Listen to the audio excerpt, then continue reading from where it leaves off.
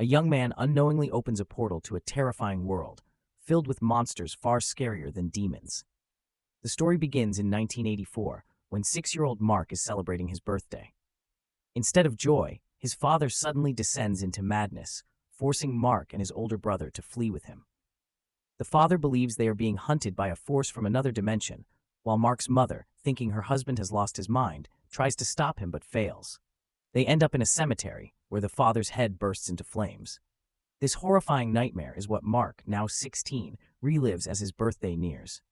Although the breakdown happened 10 years ago, its trauma still haunts the family. Mark hasn't yet uncovered the mysteries behind his recurring nightmares. At school, Mark is unpopular, and even teachers mock him due to his brother Thomas's institutionalization following the cemetery incident. Despite this, Mark falls for a new classmate, Becky. After school, Thomas, now running a music store, gives Mark a book called The Chronicle as a gift. Mark remembers seeing it in his childhood and is uneasy about it. Thomas believes in a place called the Black Tower and urges Mark to explore it using the book. Though Mark dismisses it as madness, he agrees to skim through it later. The book reveals terrifying horned creatures and a giant griffin, and to his horror, Mark accidentally teleports to the Black Tower's world, where a horned monster chases and traps him at the last second. Mark miraculously returns home, but is still grappling with what happened. Despite the ordeal, he manages to flirt with Becky at school the next day. Later, during a session with his therapist, Dr. Peters, Mark recounts the night at the cemetery 10 years ago, when a terrifying fire took his father's life. Ever since, Mark has struggled with anger issues. He shares his visions from reading the Chronicle, but Dr. Peters dismisses them as insignificant. Determined to stop feeling like a psycho, Mark decides to stop reading the book and goes on a date with Becky instead. The two bond over their mutual love for music, and the date goes well.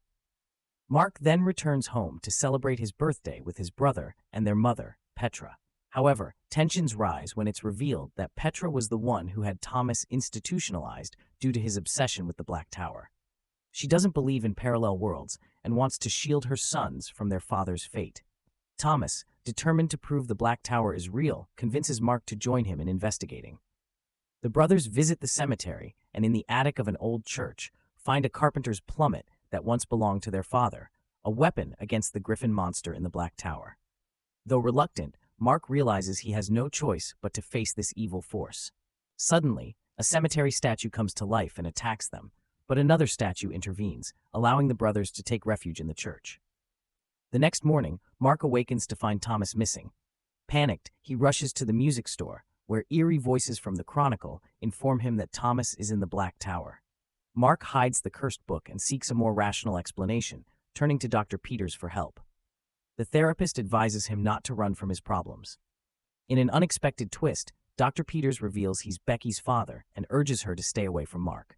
Mark dares to read the Chronicle again, hoping to find a way to save his brother. Suddenly, he is transported to the Black Tower world. Meanwhile, Becky tries to uncover why people in town think Mark is strange. She learns that 10 years on that fateful night, Mark's father doused himself in gasoline in the cemetery church and set himself on fire in front of his sons, leaving Becky horrified. In the Black Tower, Mark reunites with his brother Thomas, who plans to reach the top of the tower, defeat the Griffin, and live there forever. Mark, however, wants to return to the real world. He reveals to Thomas that he can teleport between the Black Tower and Earth. Thomas realizes that Mark is a traveler between worlds, but doesn't explain the full extent of this ability. The next morning, the brothers awaken in a forest and are confronted by horned monsters, slave hunters. Thomas is captured, but Mark escapes, unable to help his brother, and teleports back to the real world. In the music store, Mark encounters Becky, who has been searching for him. In the confusion, Mark accidentally injures her. Becky and the store clerk, Memo, demand an explanation. Meanwhile, in the Black Tower, the horned creatures await the Griffin's awakening, worshipping him as their father and believing he will conquer all worlds, including Earth. Memo and Becky don't believe Mark's story, so he takes them to the cemetery to prove the Black Tower's existence. However, the secret room in the attic mysteriously vanishes. After this, Becky and Memo consider Mark delusional. Frustrated by their disbelief, Mark has a burst of anger and punches a stone. This triggers a reaction in the Black Tower, where a stone wall begins to crack, signaling the imminent awakening of the imprisoned Griffin. The horned creatures celebrate the coming of their god. That evening, Mark calms down and resolves to find his brother. Knowing he can't do it alone, he asks Memo for help. Together, the two sneak into the abandoned church's basement, where they discover a portal with the help of clues from the Chronicle. They enter the world of the Black Tower, and Memo begins to believe Mark. Suddenly, the portal closes, trapping them inside with no way back. Mark tries to teach Memo how to teleport, but instead, he is abruptly transported back home, leaving Memo alone in the forest, surrounded by otherworldly demons. Mark rushes to return and help, but his mother discovers the Chronicle in his possession and locks him in his room, determined to stop him from following in his father's tragic footsteps. As Mark tries to break down the door, he loses control, shouting in anger. This outburst causes the wall in the Black Tower to crack even further, allowing the Griffin to inch closer to freedom. The next morning, Mark's mother releases him, and he immediately runs to the portal to rescue Memo, only to find that his friend is no longer in the same place. Realizing he needs more training to save Memo, Mark returns to the real world, gathering protective gear. He gives the Chronicle to Becky and apologizes for his previous behavior. The two share a passionate kiss, though Becky still doesn't fully believe in the Black Tower. However, she promises to meet him at the church and open the portal at the appointed time to bring him and Memo back. In the Black Tower, Mark turns up music to try and locate Memo, but instead, it attracts the horned monsters, who begin hunting him. Mark manages to escape their clutches and encounters someone who looks more human. The stranger hides him, and the monsters leave empty-handed. Mark's rescuer turns out to be Memo, though he is now heavily bearded. Time in the Black Tower moves differently, with every day on Earth equaling 3 weeks there, giving Memo plenty of time to adapt. Memo reveals that ordinary people live in the Black Tower, but they are hunted and enslaved by the horned creatures, forced to work in brutal mines. Among these captives is Thomas, but the boys realize they can't rescue him yet, as they lack a proper plan and weapons.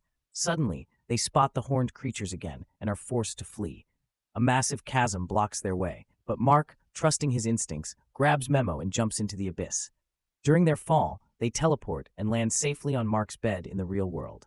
Meanwhile, Becky is trying to determine if the Black Tower is real or if Mark is simply delusional. Using a technique from the Chronicle, she tries to revive a dried flower, which is said to bring forth a creature when watered, but it doesn't work. Frustrated, she attempts to open the portal in the church, but fails again, becoming convinced that Mark is indeed insane. Unbeknownst to her, the flower comes to life in her absence. In the Black Tower, the Griffin, unable to speak in a comprehensible language, chooses a human slave to act as its voice. The Griffin pierces the human with its claws, taking control of their mind, and the slave begins transmitting the Griffin's thoughts and commands. The first order of business is punishing the horned creature responsible for letting Mark escape, as Mark is of great importance to the Griffin, not just as a slave. However, Mark and Memo are unaware of this and are focused on devising a plan to rescue Thomas.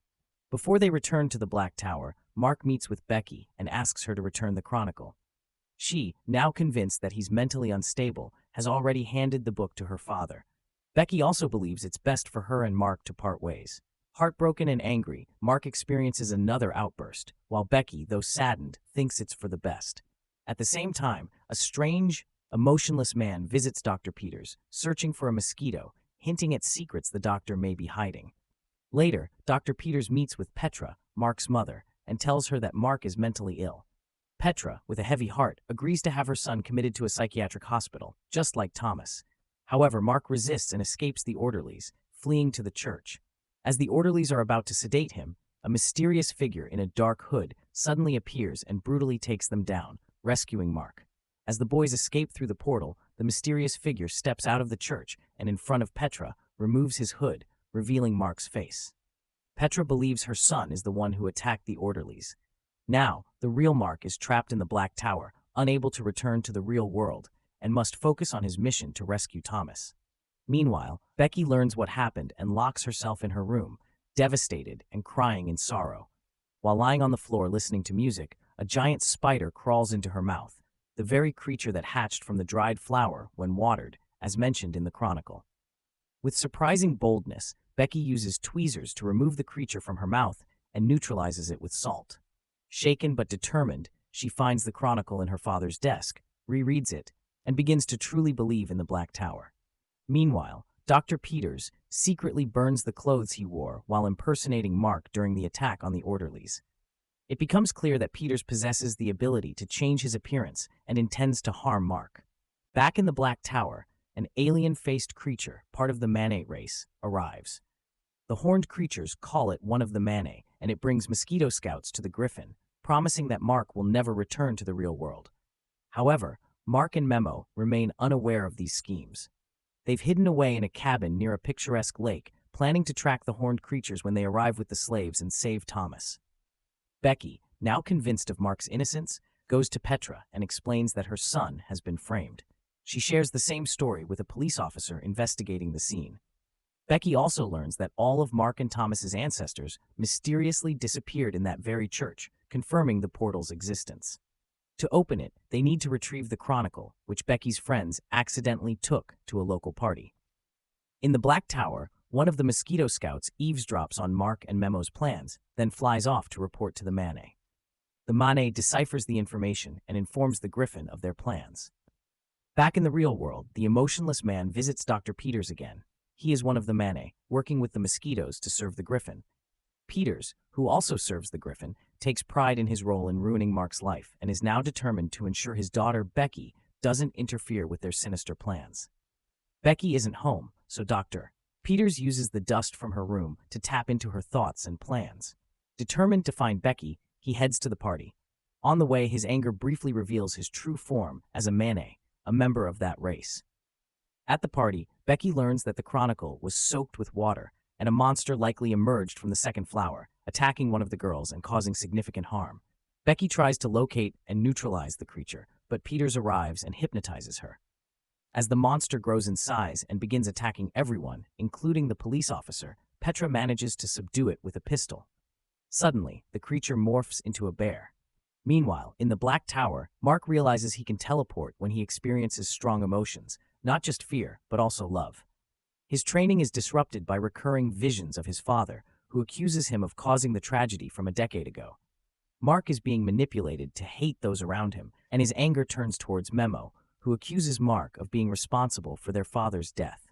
On that fateful night, their father intended to destroy his research on the Griffin in the church to keep the Black Tower a secret. Mark was supposed to stay in the car but caused a distraction that led to the police's arrival. As a result, their father had to destroy all evidence, including himself. Fueled by Memo's accusations, Mark loses control and attacks him, causing the wall containing the Griffin to crumble. It is then revealed that Mark didn't attack the real Memo, but a Mane disguised as his friend. The two manage to restrain the Mane and interrogate him. The Mane confesses that he reads people's thoughts and takes on necessary forms to manipulate them. He sent the Griffin to Mark to fill him with hatred, which would make the Griffin unstoppable. As the horned creatures arrive at the boys' camp, Mark and Memo manage to escape. In the real world, a police officer tells Petra that he was at the church in the graveyard 10 years ago. When her husband died, the police officer reports that the man didn't burn but vanished as if by magic. The case was closed thanks to the prosecutor, who was actually a Mane himself. This suggests that magic does exist in the world of the Black Tower. In the Black Tower, Mark and Memo track the horned creatures to a mine where Thomas is forced to work. When the horned creatures realize Mark is near, they drag Thomas deeper into the mine. At night, the creatures are less active, so Memo creates a distraction while Mark sneaks into the mine to reach his brother. A gate shuts behind him, but Mark isn't concerned, believing he can teleport out with his brother. However, the mine is coated with tar-like mud that dampens Mark's magical abilities. The Griffin has set this trap to capture Mark, strip him of his teleportation powers, and move to Earth to enslave it. Despite the Griffin's plan, Mark refuses to give up. Using a magical carpenter's plumb bob, he breaks through the stone to rescue his brother. The tar-like mud still suppresses Mark's abilities, preventing him from teleporting for several hours. The group finds Memo, who is injured, and heads toward the portal on a carriage. The Griffin, enraged by the turn of events, flies off in search of Mark. A confrontation occurs near the portal between Thomas and Mark. Mark declares he doesn't want to fight or harm anyone, but Thomas calls him a coward, leading to a fight over the plumb bob. Thomas knocks Mark out just as the Griffin arrives. At Becky's house, she is hypnotized by her father and prevented from leaving her room. However, Petra and the police officer manage to deceive their way in and take Becky with them to the church to open the portal. Meanwhile, the Griffin takes control of Thomas and tries to manipulate Mark into feeling hatred and fighting with him. Mark, recalling his father, Becky, and the good times in his life, realizes that hatred cannot overcome hatred. Instead, he needs to provoke the Griffin into anger. Mark drops the plumb bob and heads for the portal. As Petra opens the portal, Becky rushes into the Black Tower. Mark takes advantage of the Griffin's anger to skillfully attack it and free his brother. Becky and Mark quickly return to the real world with the injured Memo and Thomas. Petra closes the portal just as the furious Griffin tries to follow. The Griffin retreats to its lair, preparing a new attack plan. It aims to obtain Mark's superpower by disrupting the lives of Mark and his loved ones until he agrees to return to the Black Tower. The injured are treated, and their mother visits them in the hospital, apologizing for her previous lack of trust and promising to support her son from now on. That evening, Mark visits Becky, and they share a kiss. Share your thoughts in the comments, and don't forget to subscribe to our channel.